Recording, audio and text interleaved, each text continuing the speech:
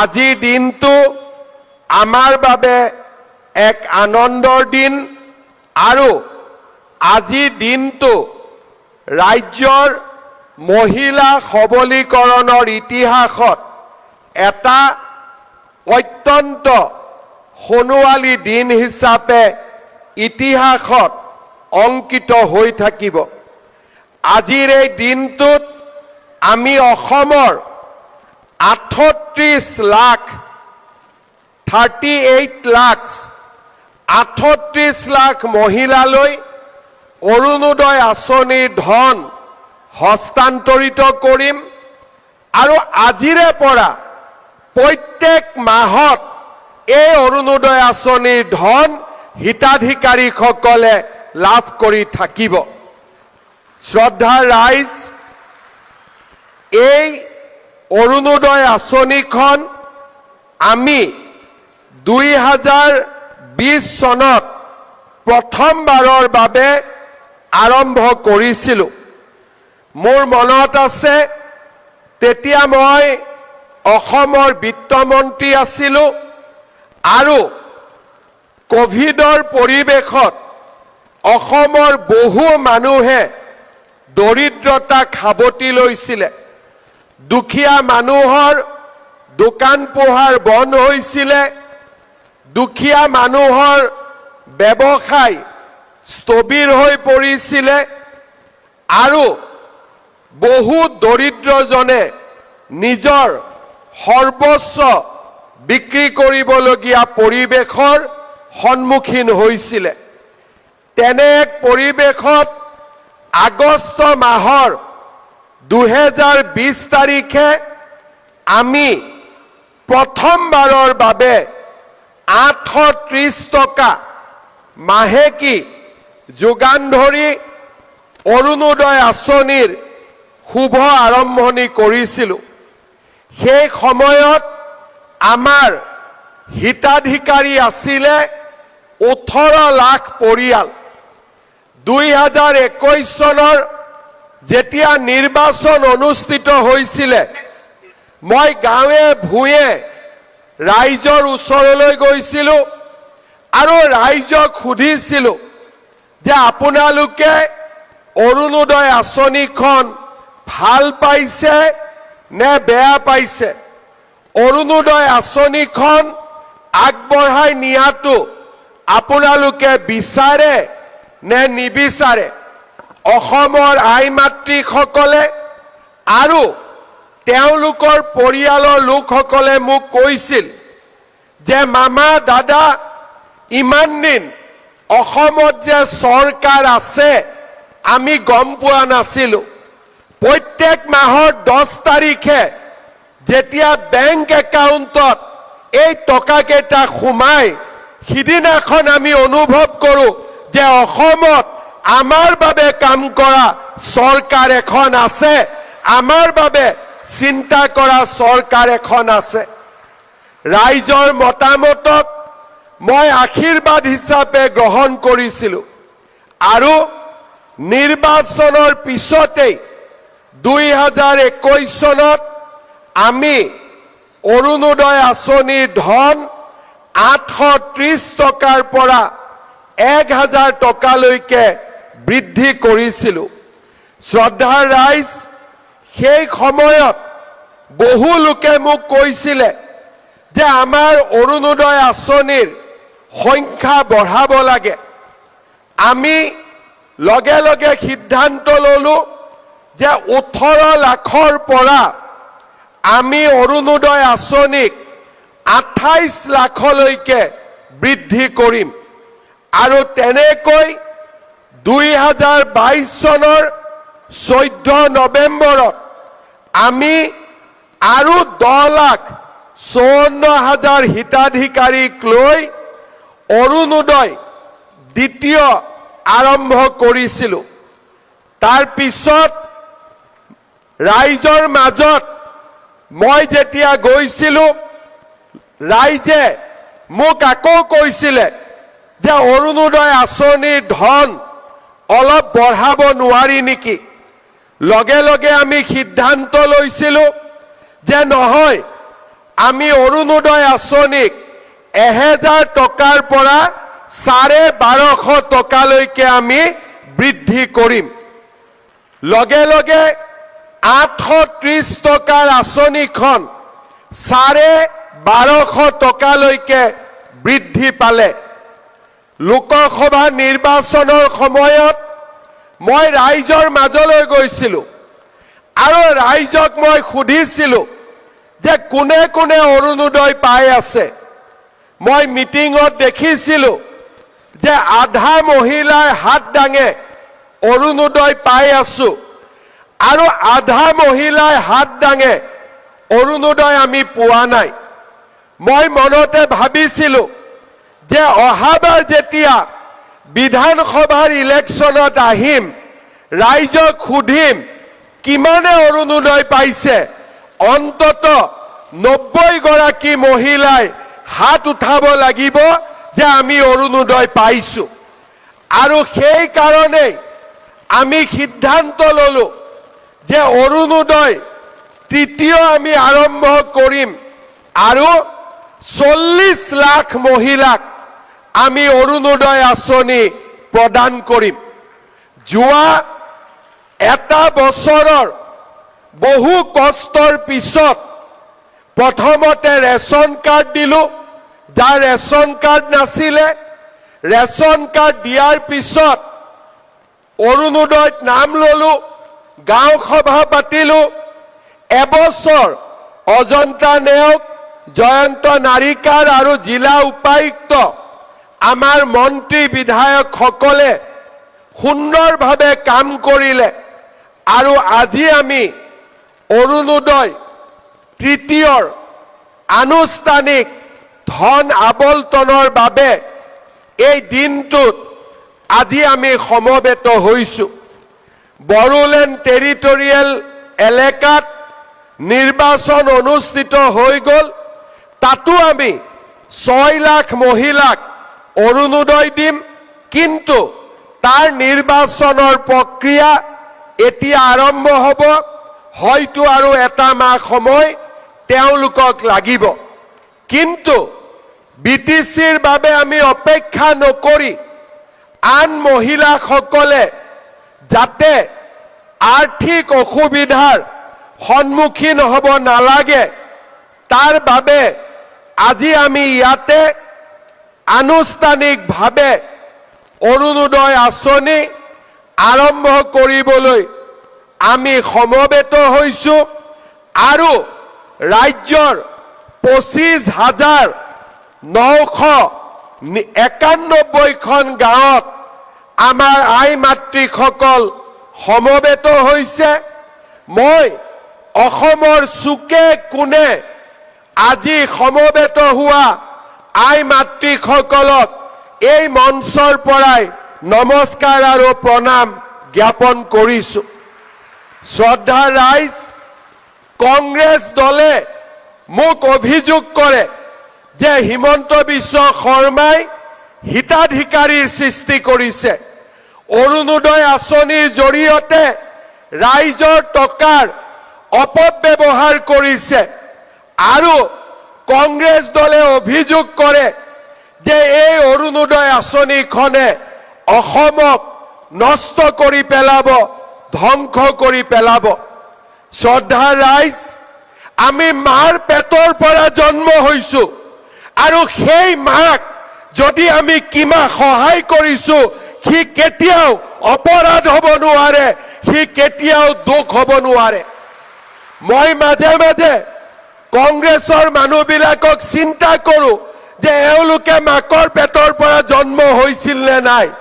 যদি কোনোবাই মাকৰ পেটৰ পৰা জন্ম হৈছে, সেই মাকক সন্মান জনোৱাটো কেতিয়াও অপৰাধ হ'ব নোৱাৰে, কেতিয়াও দোষ হ'ব নোৱাৰে, ই কেতিয়াও পাপ কাম হ'ব নোৱাৰে। যদি আমাৰ সমাজত মাতৃজাতি নাথাকিলেহেঁতেন, সমাজত যদি মা নাথাকিলেহেঁতেন, এইখন সমাজত কোনো হিমন্ত বিশ্ব শৰ্মাৰো জন্ম নহলহেঁতেন। যদি আজি আমি এইখন সমাজত, এইখন পৃথিৱীত জন্ম লৈছোঁ, এই কাৰণে জন্ম লৈছো যে মোৰ এজনী মা আছিলে, মোৰ এজনী মা আছে, আৰু সেই মাৰ কাৰণে আমি এই পৃথিৱীত জন্ম লৈছো। আৰু মায়ে মোক 10 মাহ 10 দিন ধৰি গৰ্ভত ৰাখিছিল। মায়ে মোক নিজৰ সকলো কষ্ট ত্যাগ কৰি মোক নিজৰ গাখীৰেৰে মোক মানুহ বনাইছিলে, মোক আজিলৈকে ডাঙৰ দীঘল হোৱাত আশীৰ্বাদ জনাইছিলে। মই কংগ্ৰেছ দলক ক'ব খোজো যে মাক আমি যিমানেই পূজা নকৰো কিয়, মাক আমি যিমানেই সন্মান নকৰো কিয়, মাৰ ধাৰ আমি জীৱনত কেতিয়াও মাৰিব নোৱাৰো। মা সদায় অমৰ, মা সদায় অজেয়। আৰু সেই কাৰণে ভগৱান শ্ৰীৰামে কৈ থৈ গৈছিল, জননী জন্মভূমি স্বৰ্গাদপি গৰীয়সী, অৰ্থাৎ স্বৰ্গও ইমান ডাঙৰ নহয় মোৰ মা যিমান ডাঙৰ। আৰু সেই কাৰণে মই কংগ্ৰেছ দলক কম যে অৰুণোদয় আঁচনিক সমালোচনা নকৰিব, পাৰিলে আৰু কেনেকে ইয়াক ডাঙৰ কৰিব পাৰি তাৰ বিষয়ে আলোচনা কৰক, তাৰ বিষয়ে চিন্তা কৰক। আমি সকলোৱে মাৰ ওচৰত ঋণী। মাৰ অবিহনে আমাৰ কোনো পৰিচয় নাই, মাৰ অবিহনে আমাৰ কোনো অস্তিত্ব নাই। আৰু সেই কাৰণে আমি সদায় কওঁ, এয়া মাক আমি টকা দিয়া নাই, মাক আমি অকণমান অৰুণোদয়ৰ জৰিয়তে সন্মান যাচিবলৈ আমি চেষ্টা কৰিছো। এয়া হিতাধিকাৰী নহয়, এয়া মোৰ মাৰ ওচৰত থকা, মোৰ মাৰ ওচৰত থকা মোৰ ধাৰ, মোৰ কৃতজ্ঞতা, মোৰ প্ৰণাম যচাৰ এটা মাত্ৰ উপায়, আৰু তাক আমি কৰি গৈ থাকিম। আজি উপস্থিত থকা ৰাইজক মই ক'ব খোজো, কংগ্ৰেছে অৰুণোদয়ক যিমানে সমালোচনা কৰিব, মই সিমানেই বেছি মাক অৰুণোদয় দি গৈ থাকিম, সিমানেই মই অৰুণোদয়ক ডাঙৰ কৰি গৈ থাকিম। আৰু মই কংগ্ৰেছক ক'ব খোজো, যিগৰাকী মুখ্যমন্ত্ৰীৰ ওপৰত 40 লাখ মাৰ আশীৰ্বাদ আছে, তাৰ আপোনালোকে চুলি এডালো সৰাব নোৱাৰিব। আপোনালোকে তাক বুজি লওক, আপোনালোকে তাক বুজি লওক। 40 লাখ মাৰ আশীৰ্বাদ আজি চৰকাৰৰ ওপৰত আছে, আমাৰ ওপৰত আছে। আছেনে নাই মাসকল? আছেনে নাই?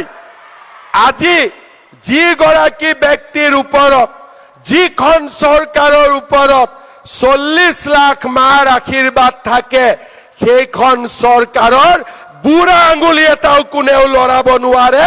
সেই কথা আজি কংগ্ৰেছ দলে বুজি লোৱা উচিত। মই দুখ পাওঁ, মই কষ্ট পাওঁ যেতিয়া কংগ্ৰেছ দলে বাৰে বাৰে অৰুণোদয় আঁচনিখনক সমালোচনা কৰে। মোক সমালোচনা কৰক, মোক যি পায় তাকে কওক, কিন্তু অৰুণোদয় আঁচনিক সমালোচনা নকৰিব। আপোনালোকো মাৰ পেটৰ পৰা জন্ম হৈছে, তাক আপোনালোকে কেতিয়াও পাহৰি নাযাব। 50 বছৰ আপোনালোকে চৰকাৰ চলাইছিলে, কি কৰিলে অসমৰ মাতৃ জাতিৰ বাবে, সেই কথা আপোনালোকে এবাৰ চিন্তা কৰিব। কেইলেটামান সূতাৰ কাৰণে আপোনালোকে মাসকলক মিটিঙত লৈ আহিছিলে, ট্ৰাকৰ পৰা সূতা পেলাই দিয়ে, মাসকলে কাজিয়া কৰি এই টুকুৰা কাঢ়িবৰ কাৰণে চেষ্টা কৰিব লাগে। আজি মাসকলে অৰুণোদয় পাবৰ কাৰণে ক'তো যাব নালাগে। মোদী ডাঙৰীয়াই বেংক একাউণ্ট বনাই দিছে, 10 তাৰিখে বেংক একাউণ্টত নিজে নিজে টকা সোমাব, কোনো ৰাজনৈতিক দলৰ মিটিঙত যাব নালাগে। অৰুণোদয় পাবৰ কাৰণে কাৰো মিটিঙত যাব নালাগে, মাত্ৰ 11 তাৰিখে ৰাতিপুৱা বেংকলৈকে যাব লাগে, ইমানেই মাত্ৰ কাম। হয়নে নহয়? হয়নে নহয়? আপোনালোকক আৰু এটা কথা ক'ব খুজিছো, অৰুণোদয় আমি 17 ছেপ্টেম্বৰত কৰিবলগীয়া আছিল, কৰিলো অক্টোবৰত। তাৰ মানে ছেপ্টেম্বৰৰ টকাটো মোৰ লগত থাকি গ'ল। এতিয়া মাৰ টকাটো মই নোহোৱা কৰিব পাৰো নেকি? সেইটোতো মই নোৱাৰো, কাৰণ ছেপ্টেম্বৰত পোৱা টকাটো অক্টোবৰত পালে ছেপ্টেম্বৰৰ টকাটো ক'ত যাব? আজিয়ে মই আপোনালোকক ক'লো, ছেপ্টেম্বৰৰ ধাৰৰ সৈতে ফেব্ৰুৱাৰী মাহত মই আপোনালোকক এটা ডাঙৰ উপহাৰ দিম। আজিয়ে আপোনালোকক মই কৈ থৈ দিলো, এটা ডাঙৰ উপহাৰ দিম। ছেপ্টেম্বৰতো মনত ৰাখিম, আৰু আগলৈ কি দিব পাৰো চিন্তা কৰি ফেব্ৰুৱাৰী মাহত, মনত আছে নে নাই কোন মাহ বুলি ক'লো? কোন মাহ? এই পিছৰ ফালে কোৱা নাই, কোন মাহ? ফেব্ৰুৱাৰী মাহটো মনত ৰাখিব। ছেপ্টেম্বৰৰ পইচাটো মোৰ লগত আছে এতিয়া, ঠিক আছে? আৰু ফেব্ৰুৱাৰী মাহত আপোনালোকক মই আৰু এটা ডাঙৰ উপহাৰ আপোনালোকক মই দিম। কি দিম মই আজি নকওঁ, অকণমান এইটো মোৰ তাত থাকি যাওক। মই নিজে নিজে ফেব্ৰুৱাৰী মাহত হঠাৎ আপোনালোকক কম যে মাকসকল আজি আহক, এইটো আপোনালোকক দি আছো, হ'ব? গতিকে ফেব্ৰুৱাৰী মাহত আপোনালোকক আমি আৰু এটা ডাঙৰ উপহাৰ দিবৰ কাৰণে গৈ আছো। লগতে আৰু এটা কথা আপোনালোকক ক'ব খোজো, অৰুণোদয় 3 সংখ্যা বাঢ়িলে সংখ্যাৰ লগত আঁচনিও বাঢ়িব লাগিব। সেইকাৰণে আমি কৈছো যে 1 নৱেম্বৰৰ পৰা আমি এটা নতুন আঁচনি আৰম্ভ কৰিম। ৰেচন কাৰ্ড সকলোৰে আছে নে নাই? হাত দাঙকচোন। আমাৰ বুথতো হাত দাঙক, যোনে যোনে চাই আছে আমাক। ৰেচন কাৰ্ড আছে নে নাই সকলোৰে? বঢ়িয়া। এই ৰেচন কাৰ্ডত আমি কি পাইছিলো? এতিয়ালৈকে আমি ৰেচন কাৰ্ডত চাউল পাইছিলো। 1 নৱেম্বৰৰ পৰা ৰেচন কাৰ্ডত আমি আপোনালোকক দালি, নিমখ আৰু চেনি কম দামত দিয়া আমি আৰম্ভ কৰিম। 1 তাৰিখৰ পৰা চাউলৰ লগতে দালি, নিমখ আৰু চেনিও আপোনালোকে কম দামত পোৱা আৰম্ভ কৰিব। কি বাকী থাকিলে? গেছ বাকী থাকিলে আৰু মিঠাতেল বাকী থাকিলে, হয় নে নহয়? কি কি বাকী থাকিলে? গেছ আৰু মিঠাতেল, হয় নে নহয়? এতিয়া কাৰ কাৰ ঘৰত গেছৰ কানেকশ্যন আছে? হাত দাঙক। সকলোৰে আছে। এতিয়া আমি যে আপোনালোকক গেছৰ ফৰ্মখন দিছিলো, ফিল-আপ কৰিলে নে নাই আপোনালোকে? কোনে কোনে ফিল-আপ কৰা নাই হাত দাঙকচোন। ঠিক আছে, আপোনালোকে আমাক গেছৰ ফৰ্মখন ফিল-আপ কৰি দিয়ক। তেতিয়া কি হ'ব? যেতিয়া আপোনালোকে গেছ কিনিব, আপোনালোকৰ বেংক একাউণ্টত মই আৰু 250 টকা পুটুক কৰি দি দিম, হ'ব? 950 টকা গেছৰ দাম, 250 টকা চৰকাৰে দিলে 700 টকা হ'ব। আৰু 550 টকাৰ গেছৰ দাম চৰকাৰে 250 টকা দিলে 300 টকা হ'ব।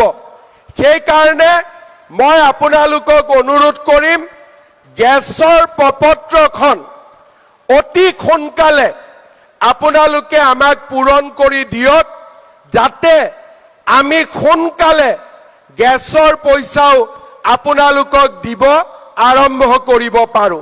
তাৰ মানে 1250 অৰুণোদয়ত পাব, 250 টকা গেছৰ কাৰণে পাব।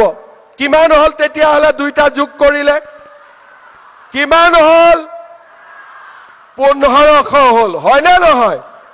এতিয়া বাকী থাকিলে মিঠাতেলটো, অহাবাৰ মোক ভোট দি জিকাই দিয়ক, মিঠাতেলটো কৰি দিম, হ'ব? হ'ব নে নহ'ব? এতিয়া আপোনালোকে চাওক, ল'ৰাৰ এডমিশ্যন, ছোৱালীৰ এডমিশ্যন কোনে কৰে? চৰকাৰে কৰি দিয়ে, দিয়ে নে নিদিয়ে? ল'ৰাৰ এডমিশ্যন, ছোৱালীৰ এডমিশ্যন চৰকাৰে কৰে। ছোৱালীক কোনে পঢ়ুৱাই? মামাই পঢ়ুৱাই, হয়নে নহয়? ছোৱালীক মামাই পঢ়ুৱাই। চাইকেল কোনে দিয়ে? মামাই দিয়ে। স্কুটি কোনে দিয়ে? মামাই দিয়ে। লগতে বিনামূলীয়া চাউল আমাৰ ডাঙৰ মামা নৰেন্দ্ৰ মোদী ডাঙৰীয়াই দিয়ে, হয়নে নহয়? চাউল দিয়ে। আৰু বেমাৰ হলে চিকিৎসাৰ কাৰণে ৰেচন কাৰ্ডত 5 লাখ টকালৈকে সুবিধা দিয়ে। আমি অৰুণোদয় দিলো, লগতে দালি, নিমখ, চেনিৰ দাম কমাই দিলো, গেছতো 250 টকা দিলো, মিঠাতেলটো বাকি ৰাখি থৈ দিলো, অহা বাৰলৈকে মিঠাতেলটো হৈ যাব। এতিয়া আপোনালোকক মই দুটা অৰুণোদয় আঁচনিৰ বিষয়ে ক'ব খুজিছো। অৰুণোদয় আঁচনিৰ ধন নিয়মীয়াকৈ পাই থাকিবৰ কাৰণে বেংকৰ একাউণ্টটো ঠিক হৈ থাকিব লাগে। KYC know your customer, বহুতে KYC নকৰে কাৰণে অৰুণোদয় টকা জমা নহয়। চৰকাৰে দি দিয়ে, টকাটো মাজত পৰি থাকে, একাউণ্টলৈকে নাযায়। কিয়? একাউণ্টটো KYC হোৱা নাই। আপোনালোকে নিজৰ বেংক একাউণ্টটো পৰিষ্কাৰ কৰি ৰাখিব।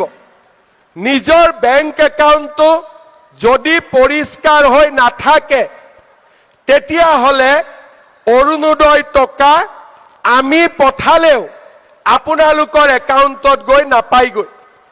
এইটো হ'ল 1 নম্বৰ। 2 নম্বৰ, অৰুণোদয় নামৰ বাবে আপোনালোকে যিটো মোবাইল নম্বৰ দিছে, সেই মোবাইল নম্বৰটো এক্টিভ কৰি ৰাখিব। কিবা কাৰণত যদি মোবাইলটো পৰিৱৰ্তন হয়, চৰকাৰক জনাব, তেতিয়া আমি নতুন নম্বৰটো আমাৰ লিষ্টত সোমাই ল'ম। তৃতীয়তে, আজিলৈকে আমাৰ কোনো অফিচাৰ নাছিলে, অৰুণোদয় নাপালে আমি ক'ত যাম? এতিয়াৰ পৰা প্ৰত্যেক ব্লকত এজন অৰুণোদয় সহায়ক থাকিব।